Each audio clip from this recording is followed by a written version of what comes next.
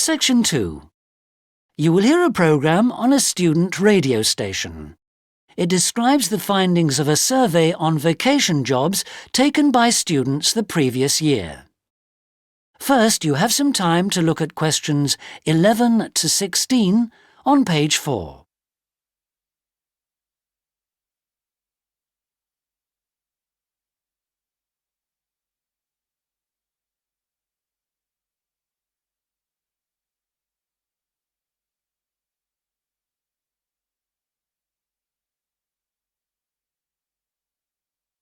Now listen carefully and answer questions 11 to 16.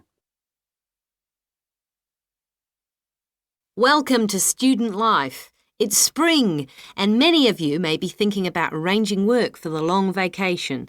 So on today's programme, Roger Anwell reports on a survey we conducted into the pleasures and problems of vacation jobs. Roger. Thank you, Sarah. Well, the first thing to say is that by far the majority of students we surveyed did just 3 types of jobs. All of these obviously had their advantages and disadvantages. Starting with stock taking in supermarkets. The thing that students said they enjoyed most about this job was the travelling. They were often required to go to branches to do their stock takes, and this was regarded as an interesting plus. The main negative, however, was that they tended to find the job tiring, with long hours spent on their feet and climbing high shelves. Now, one thing we did ask the students in our survey was whether they had any recommendations for other people taking on their job, and they said, perhaps not surprisingly, get good shoes. That's the only way you can keep going. Another job which lots of students did was office work, and the positive feature of this actually rather surprised me, until I remembered what a hot summer it was last year. Lots of students named air conditioning as the best thing about office work.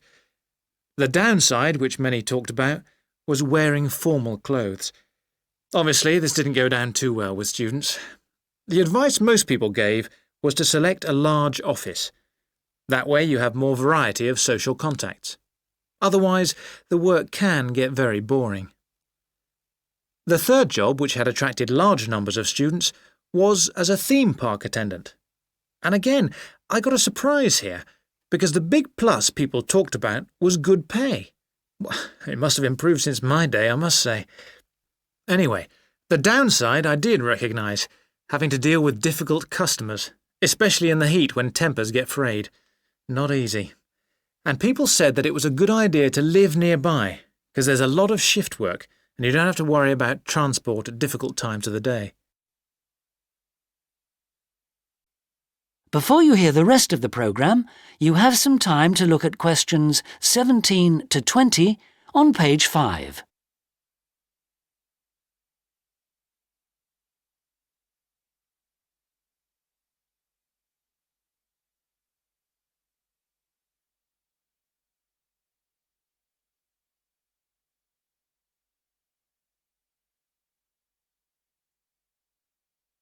Now listen and answer questions 17 to 20.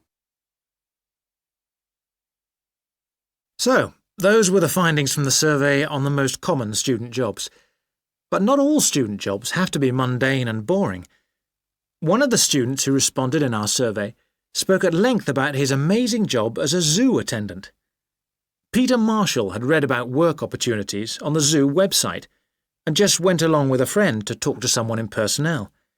He was offered a job there and then, as easy as that. In previous years, he'd done singularly unexciting shop work, so he was very pleased to be doing such original work. He ended up working for just under 3 months, which was actually slightly more than he'd anticipated, and meant that he had to miss part of university term time. But he said it was well worth it, because he thinks he's found his future career path as a result of this experience. He loved working on the educational side, in particular helping young kids understand about the animals in their natural environment. He said it was the most intriguing thing he'd ever done. He tells us, though, that with final exams coming up, he won't be able to do any paid work this coming vacation, so why don't you apply? If you're interested in getting further information about the findings of the survey,